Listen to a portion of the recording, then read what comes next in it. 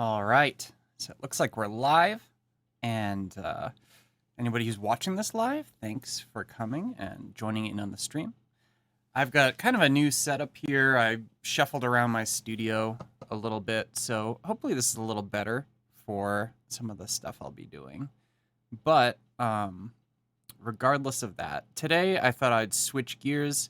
The last 3 streams, and really the last month, because I took a week off during Adobe Max, we've been focusing on Fresco and Animate and sort of workflows between them and doing some spooky stuff for Halloween with rigging up our Fresco character inside of Animate. So if you are interested in looking at any of that stuff, please go ahead and look at my replays.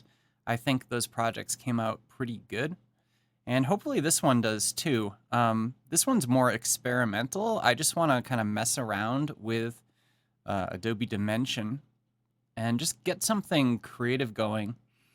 Because there is a feature inside of Dimension now where you're able to actually export your different models in your scenes as well as sort of standard GLB files, OBJ files, things like that. And Adobe Animate happens to be able to use those in certain ways. So my idea with this is to go through and create something in Dimension. I don't have a lot of ideas. I'm thinking something a bit scenic, just with the basic shapes inside of Dimension. And Behance is yelling at me, saying I've got some poor quality all of a sudden, so I hope my stream is not breaking up for anyone.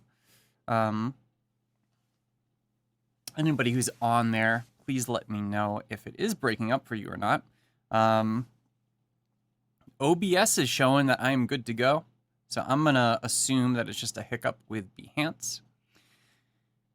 Hey, Hannah. How are you? Thanks for joining. I always miss yours. I always miss your streams. Every once in a while I catch one of Georgina's or Andrew's. But yours, I don't know if it's like the time or whatever. Oh, thanks. Yeah, Hannah says the stream is good, so perfect. All right. So, yeah, I don't know how long this is going to be. Like I said, this is not a scheduled stream. This is more of a just sort of, I had the idea and I had the time. And, you know, I teach a bit of Dimension in the classes that I do at the University of Colorado Boulder. And yesterday I was on a interview with some people, and we, we played around with Dimension a little bit. And it's just such a fun program. And it's something that's accessible to people who don't necessarily, have a deep background in something like Cinema 4D or Maya or anything like that. And it's neat because you're using like sort of a lot of existing models, right? You don't have to create these models. You certainly can. And you can import models. But I mean the basics excuse me. The basics of it are just pretty basic. I've got the additional issue of having seasonal allergies that have cropped up because all the leaves on the trees are falling right now in my area in Colorado in the United States. So I have to just kind of suffer through that a little bit. So excuse my voice and my cough as we go through here. So I think the first thing I'm going to do, I don't think I'm going to use a background image for this, but I definitely do not like having this really white background. So let's go ahead and actually make some adjustments here in terms of the color. I'm thinking a subdued dark blue was going to work just fine for our purposes here. It's going to cut down a lot on that sort of, glare that comes off of the screen. And it's going to help my eyes quite a bit. So I think that's going to work out just fine. Let's see. Oh, so I got a good few people watching live. So, hey, everyone. Has anybody, in the chat, let me know if you've used Dimension before. I don't see this as something that comes up a lot in the Behance live streams, but maybe it does and I just am unaware. So what I want to do is just start creating like a scene. That's kind of my idea for this, is just like a creative scene using a lot of the basic shapes here. A lot of these models that come with it, I don't think there's anything that I'm really going to use, except maybe pyramids might be fun. And again, I'm just having fun with this. It's not anything that's like, that I'm really paying much attention to. It's kind of like the stuff that I usually do if I'm using fresco, where I'm just painting or drawing or something. It's just having fun. Let's see, I think I might actually just place a disc, first of all, just to sort of establish something. And I'll pop that right in the middle there. Now, this little gizmo pops up whenever you have an object selected, right? So if I don't have anything selected, then, I don't get any of that stuff there, any of those controls. But if I do click on that, I get these nice controls where I can do things like rotate and scale and move across all 3 dimensions, right? So we are using 3D here. If I hold down my shift key and I adjust my scale Y, there we go. I get a nice mechanism. Let's move that back a bit. One of the nice things about Dimension 2 is you get these little guides that show up as you move things around. So, I can see how far away, in this case in centimeters, just because that's the initial properties for any scene created in Dimension, is to measure your scene in centimeters, which is a little weird if you're coming from like a pixel-based background, right? You're not really thinking about centimeters, but that's, it's a different type of thing. So here we go. This is more like what I'm looking for here. Something like that. Just establishing a nice sort of ground plane. And doing it with this disc here. Now, of course, I could scale. Well, I guess I can't really scale up based on that. That's kind of weird. I guess because it's actually a disc, it might not have that much dimension to it. I'll just leave it as it is. Really, I'm using this for like just to ground everything. And I wouldn't necessarily need to do that.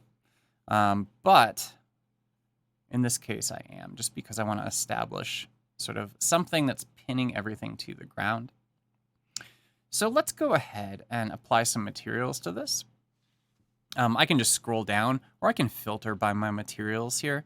Because right now there's no material applied to this guy. He is what he is, right? So I want to make something look earthy. Materials inside of Dimension, when they come shipped with Dimension, are divided into Adobe standard materials. And if we look down here, we also get substance materials. So substance is an acquisition made by Adobe a year and a half, 2 years ago maybe. And they specialize in tools for 3D, which Dimension works in 3D. So it just makes sense. So I want something that's going to be, see, we got concrete here. I'm thinking like something about,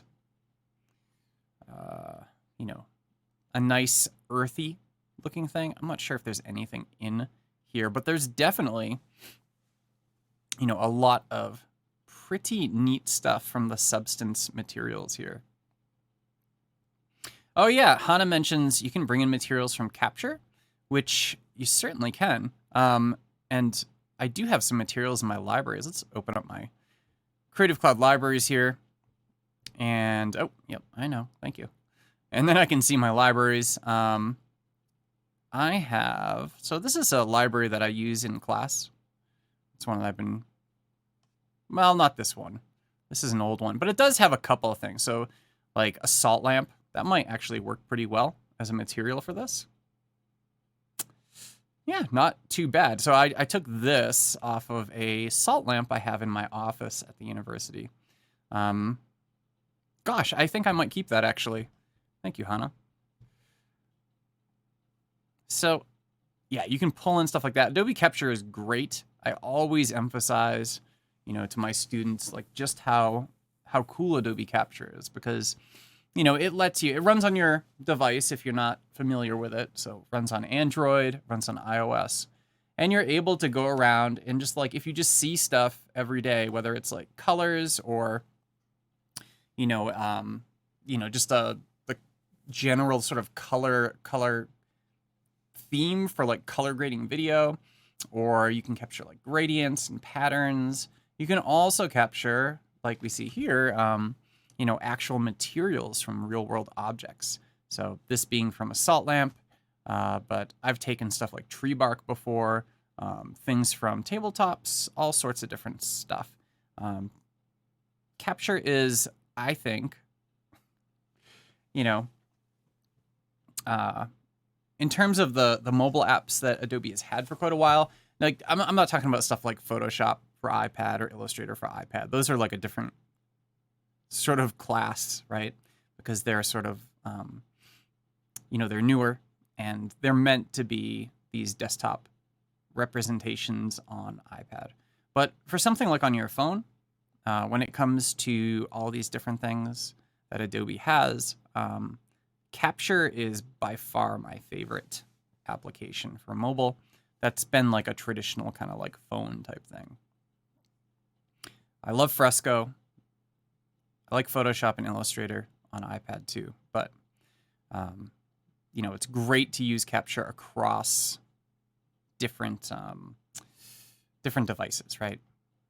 So not just iOS, not just iPad.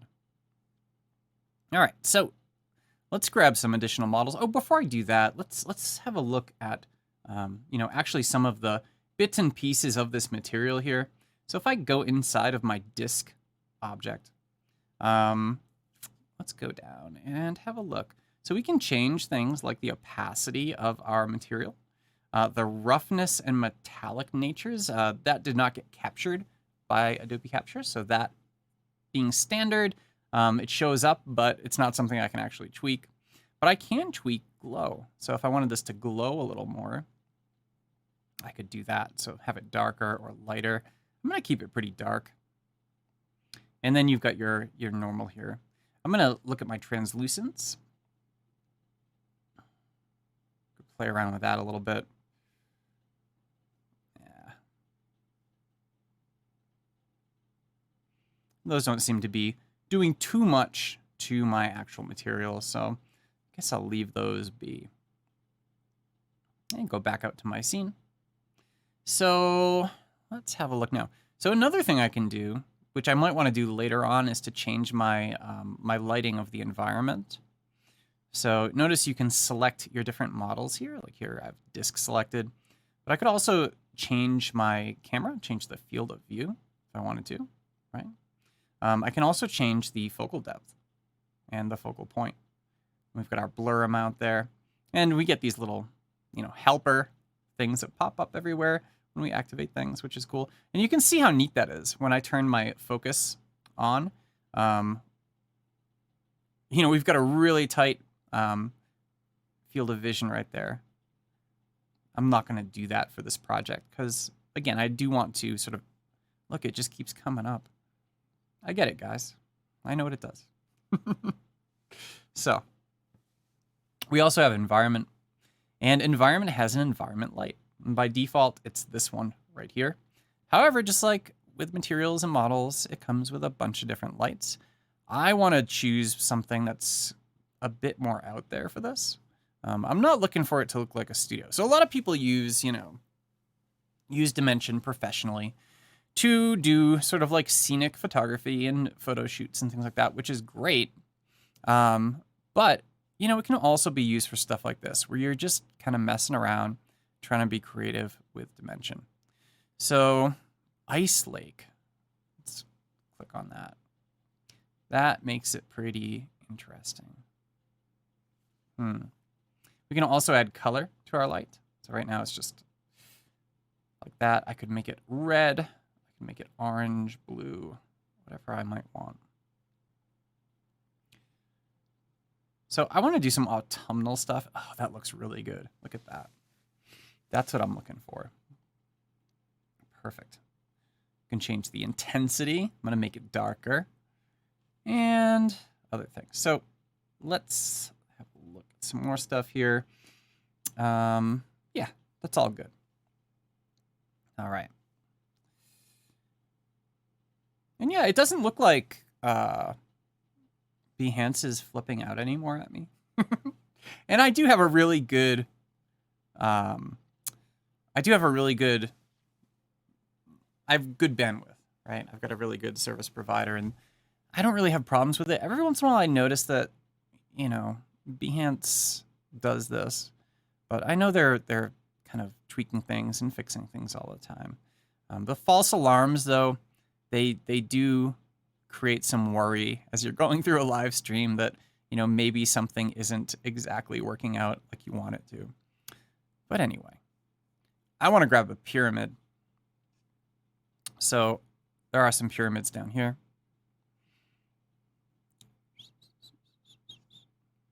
Somewhere.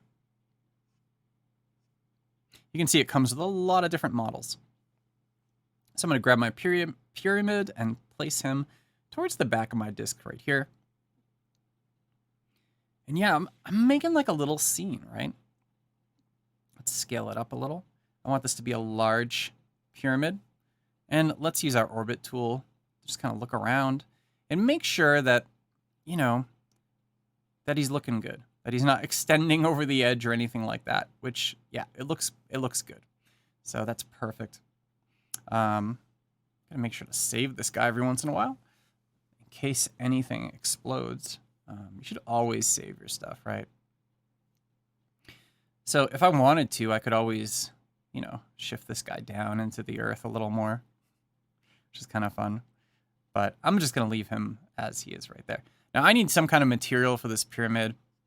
And again, I'm looking for inside of my substance materials here, because sometimes they offer a number of properties that you can tweak that aren't available inside of just the regular Adobe standard materials. Here we go. Valencia marble. I don't know.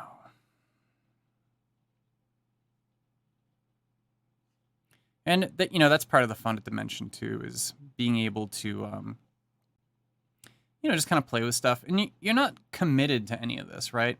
So if I were to apply one of these things, and I change my mind, that's fine. I can always apply something different. I can always tweak it.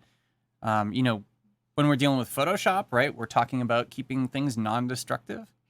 And, in the case of Dimension, almost everything's pretty much non-destructive. You can always go back and tweak things, which is pretty sweet.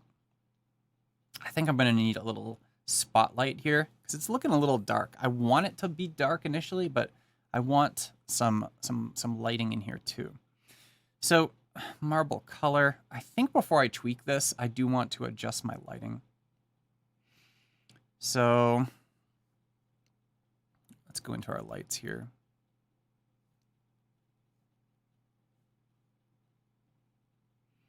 There's this light. I got this one. So let's have a look. What about the sun? No, I have a sun. It's like, hey, sun. I don't know how funny that is. It's funny to me, which I think is probably what counts the most in this sort of situation, right? Oh, now that's pretty cool. Look at that. I've never even seen this in the sun before. But we've got these different types of light. Sunset and sunrise. Very nice.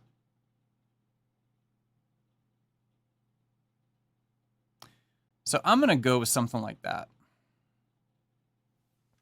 And here, if I use my orbit tool again, we've got some nice shadows going on. So it's good. We can change the intensity, the rotation, change where the sun is at any time. You can see the shadows move along with that. Dimension is just one of those things that's like, I don't know, it's like super fun to use, even if you're not doing anything specifically. You can change whether the sun is like right next to the earth here, or if it's like way far away, right?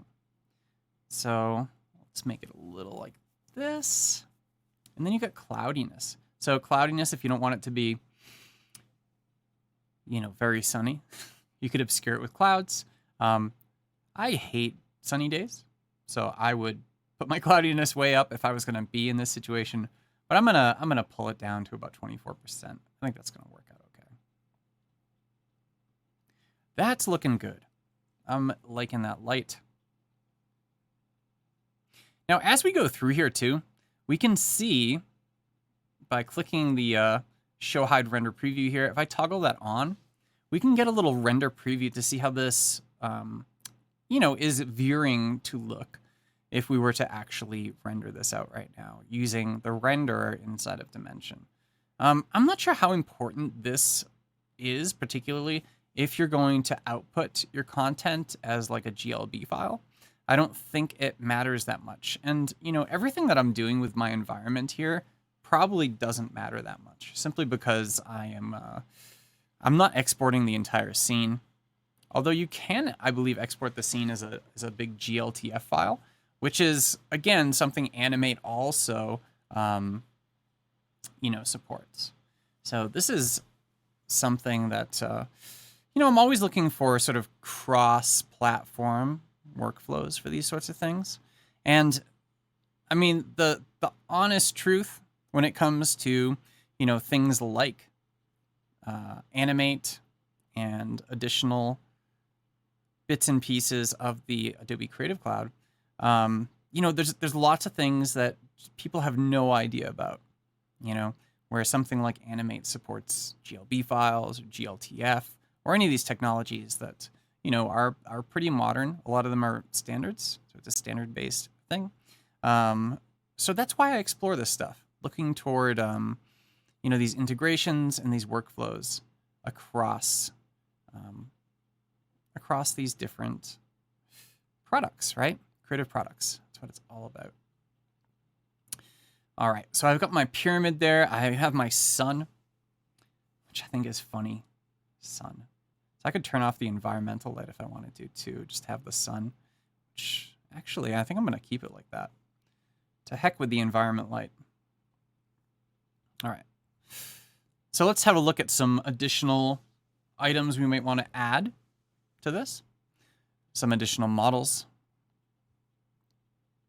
And here's where it's going to get a little weird, because, we have our pyramid over here, which is looking pretty good. But, it might look weird if we just put a coffee cup right here. That's the size of the pyramid.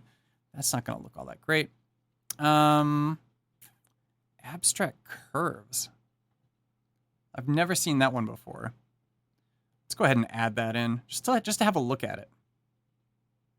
Did I do that? I can't remember. That's kind of neat, though, I guess. Abstract curves. Well, cool. I don't think so, though. I'm just select and delete it. Oh, a crystal. That might be cool to have that jutting out of the ground. Let's add a crystal in there. And we'll adjust its rotation here. Let's shift this around a bit. I want it to be much smaller than this. I don't want it to dwarf my pyramid. I want the pyramid to be kind of like the centerpiece of the thing. But it might be fun to have a couple crystals like just jutting out of the ground here.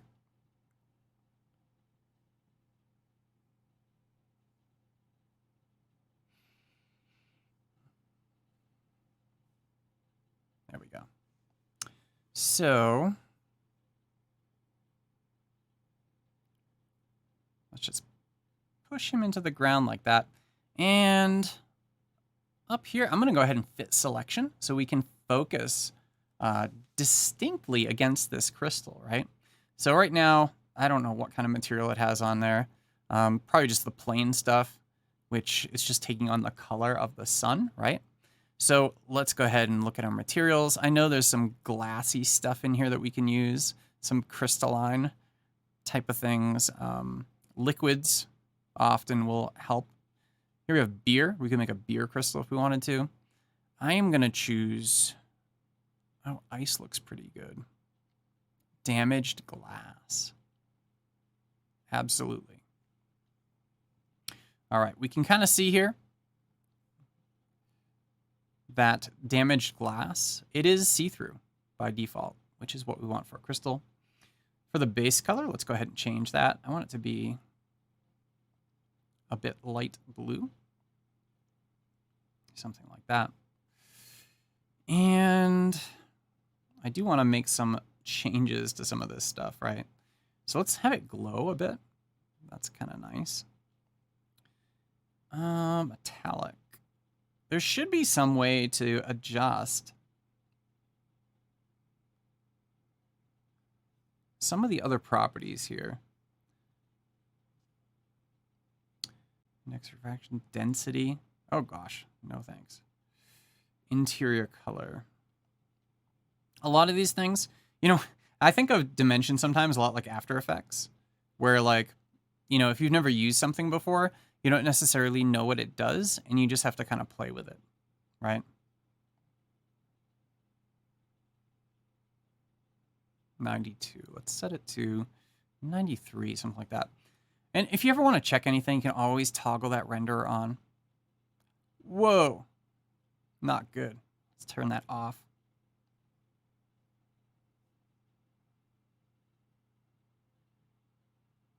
Now that could be just because we're in direct sunlight here. Let's go out a bit. Canvas.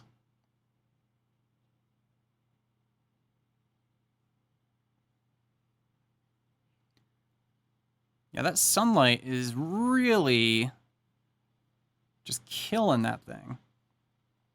So I don't know. I mean, if I take the glow down, is that what's causing it? Yeah. So it was taking the glow from the sun, and that's what was making it really pop.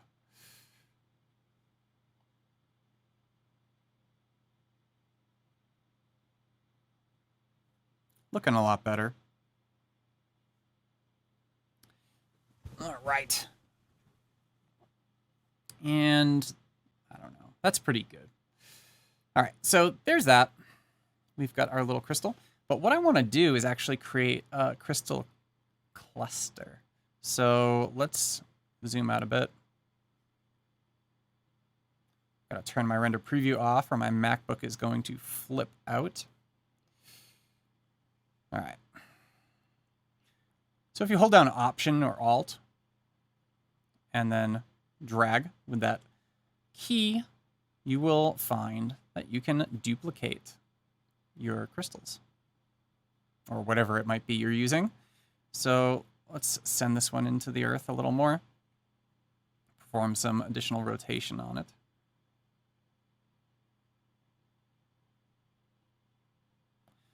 And same sort of deal with this guy. And let's actually change the scale of that to make him, actually this one too. Let's make him just a bit thinner.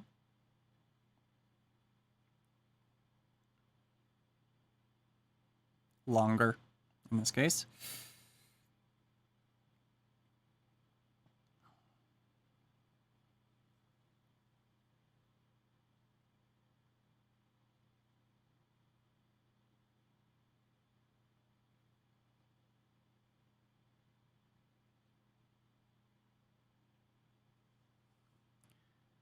And let's put another one here too.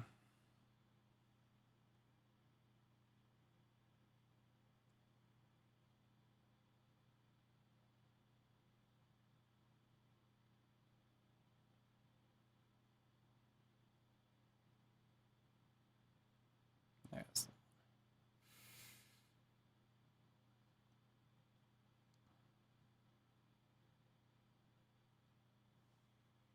All right. That's looking pretty good.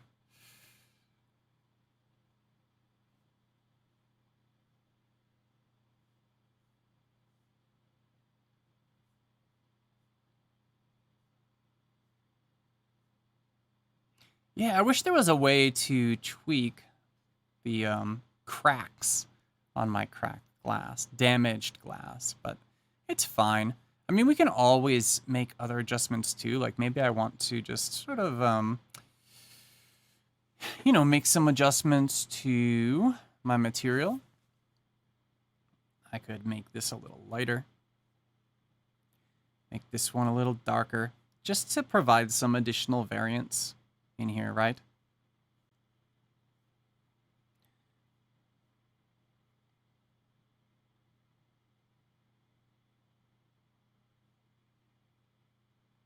Let's make that one more purple. And this one too. Let's shift it over a little bit. All right. So if we go ahead and do a render preview on this, we can see kind of how that looks. So cool. Cool.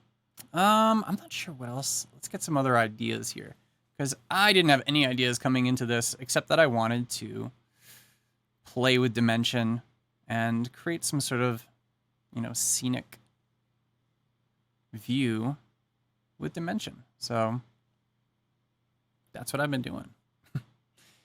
I'm thinking like a little lake here or something, but I don't know. I don't know if I have a good doodad for that.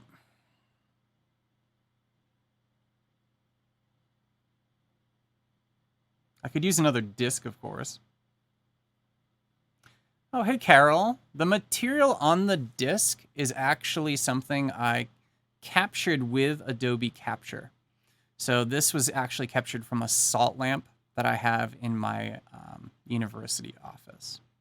It's one of those salt lamps you can just like plug in, and it's got a light bulb inside of it, and it glows really nice and stuff like that. So I just used Adobe Capture to capture that material that I then applied to the disk here.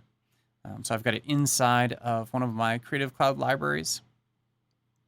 You can see I got a couple. Here's one I took of a chalkboard. I've got like some kind of wooden table, and there's my little salt lamp right there.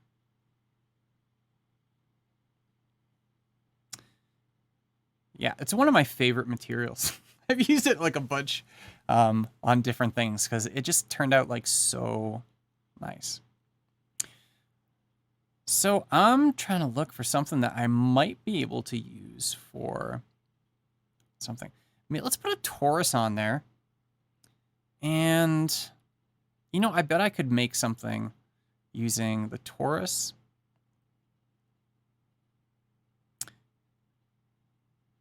Sink him into the ground like this, just to make like a little ridge, like a rim, right? Oopsie. 2 centimeters. Can I do 1 centimeter? I want to make this. Well, okay. That'll work. Scale that down. I don't want it to be that big. Something like this. That's pretty good. And I mean, I guess we could keep it as a, as kind of like a circle. Doesn't need to be oblong if we don't need it to. That makes a nice sort of raised area. And you know what? I think I'm going to use that same material. So let's go ahead and should be able to just use my eyedropper here. Boop. There we go. So now we can see it appears like that. And again, I like to toggle my render preview on and off just to see kind of how that ends up looking through the render preview.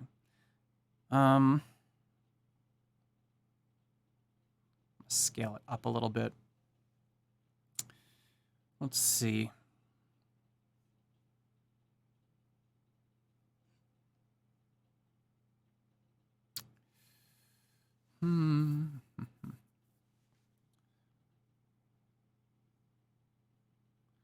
I'm thinking if I can change a little bit about this guy here. Yeah. He's probably okay.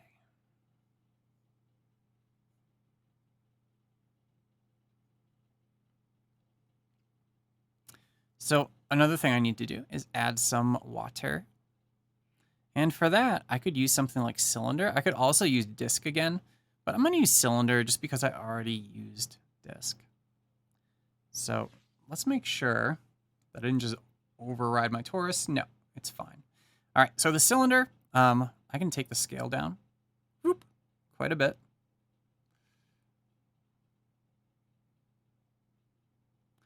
And let's bring that position down a bit more too. See, the snapping is kind of getting me here. I need to scale this inside.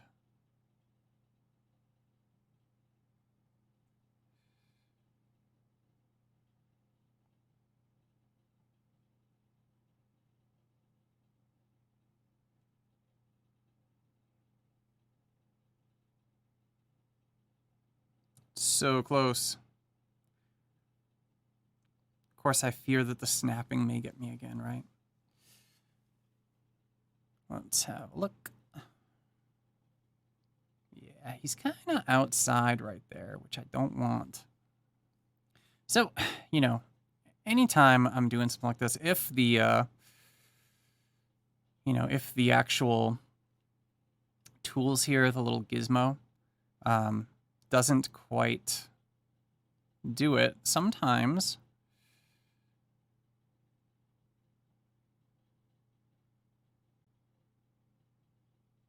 just changing. Gosh. Okay, let's make this bigger so I have more room to work with. I'm thinking about going into the properties over along the side there and just tweaking it that way. So let's see, 7.2. Make that radius in a little bit. So you see how we can do that? And then let's just shift him over here a little bit. And oh, he's got a little bevel. Look at that. Ooh. That's fun. It's like old school web design when you used to put bevel on everything, right? I don't know if anybody has any idea what I'm talking about. Well, that's okay.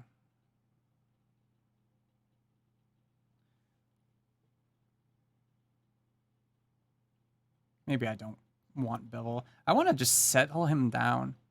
Let's make it the radius 8 centimeters. See, that's going to be too little. Let's see, 8.5. That might work. And for properties. Oops, nope. Don't want to do that. That's rotation. I don't want to rotate him. Here we go. Position. There you go. Just sink him down. So yeah, this is what I'm trying to... This is what I'm having a really hard time trying to say. Is like, you know, if you're having trouble with the gizmo trying to do this, lots of times what'll help is just tweaking the actual numbers here. Yeah, layer styles. Exactly. Hello, Stormy. I am making just throwing stuff together to make sort of a creative scene inside a dimension. Eventually, my plan is to bring this into Adobe Animate as a GLB or even a full GLTF file from Dimension, and then do something with it in there. But I am kind of going without many plans here. I'm just kind of doing stuff and seeing what works out. So I need some kind of water. And we just happen to have a material here called water. Let's click on that. Look at that. Boom. Base color. Let's make it a little more blue than it is.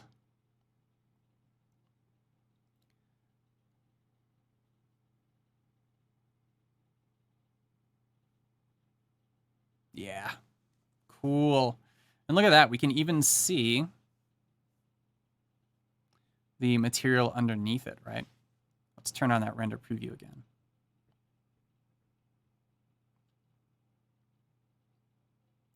Pretty good. So gosh, I wonder what kind of plants we have. If we have any sort of plants. I don't think so inside of our more complicated models here. So of course we can always bring in models from, you know, other sources. So if we had, you know, OBJ files or GLB files, we could bring them in like that too. But I am not seeing really any models like that here, which is fine. Maybe what I'll do before next time is kind of bring some of that stuff in.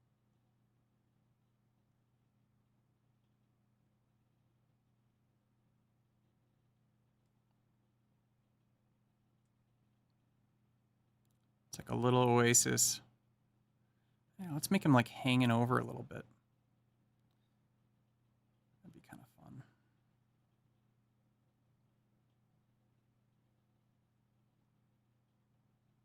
Oh, no, no, no. That's not what I want. So nice to have undo in all these programs. I mean, that's, one of the great things about something like Fresco too, is like, you've got, you've always got pen and paper and canvas and paint, but you don't really have undo for that sort of thing. And in Fresco, you do.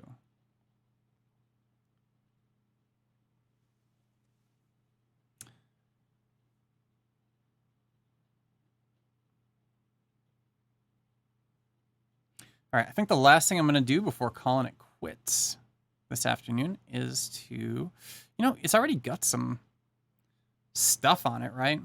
Like if we look here, it's already got some materials, but it's just the generic kind of palm tree material. It might be okay. I don't know. Let's have a look and go inside and see what's up. So here, what can we change? We got glow, translucence, density.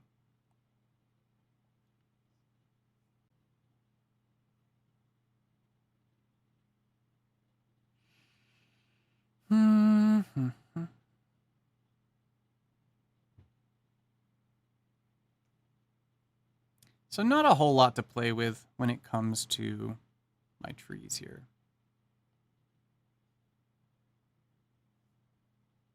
Which might be okay, I don't know.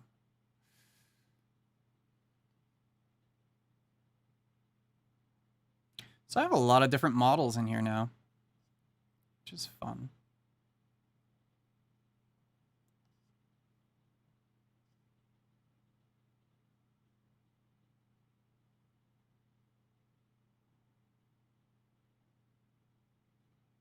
Yeah, that's fine. All right, so let's have a look. Let's go and set this up a bit more. Let's have a look at the whole thing here. So yeah, this is good. This is the result. I'm gonna keep it like this, I think. It's exactly what my aim was. My initial idea coming in here, because I didn't have very many ideas. So I thought, well, I could do something around dimension and eventually bring it into animate, right? So I'll be streaming tomorrow evening at about 8:30 Pacific, which is 9:30 my time. And I think what I'll do is try to bring this little scene into Adobe Animate and do something with it in there. All right. Well, that is it for the stream today. Thanks to everyone who's joined in and participated in the chat. I always like it when people chat with me because it's not like I'm just talking to myself, which is how lots of things feel sometimes. Anyway, let's see. I've got to teach a class in about an hour, so I'm going to give myself a little break, have a little rest, do a little course prep, and I'll see everyone later. Oh, before I leave though, hey Andrea, how are you? Thanks for joining. It's right at the end, but yeah, I do appreciate it. Even if you can pop in for only 30 seconds, that's cool. All right. See everyone later. Have a good day.